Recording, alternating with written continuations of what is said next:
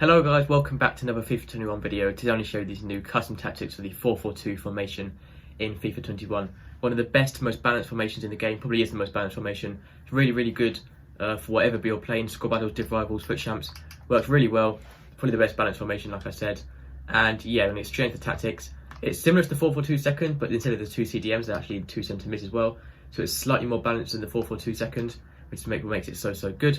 Before I start, I want to say if you're not already subscribed, please help me out by subscribing. It really helps the channel grow and it's greatly appreciated.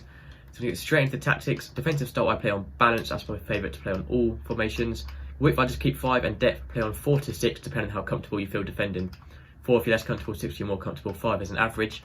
Offensive style, balance is by far the best for this formation. Normally long ball or fast build up is the best, but balanced is by far the best. Long ball works well because it has the wider players and the two strikers up front. Fast build up because it has those two midfielders, so mixing it together with balance works perfectly. Width keep on 5, you can make it 6 if you want to push it out a little bit wider.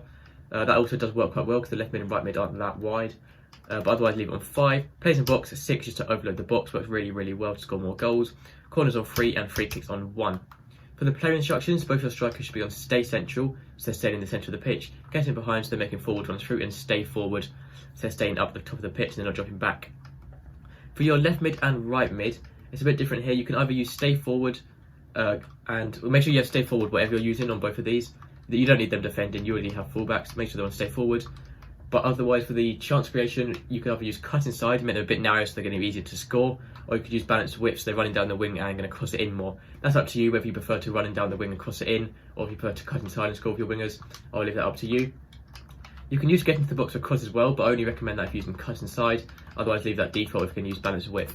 2 centre mids compared to the two CDMs on the 4-4-2 second variant, where you'd have one box-to-box midfielder and one more defensive midfielder, which is my personal favourite way of doing it. For these, I would pretty much just leave these completely default. You can make one more defensive, one more attacking if you want to, but I don't really think that works very well. It just sort of creates a big gap in the middle, and it can be quite unbalanced then.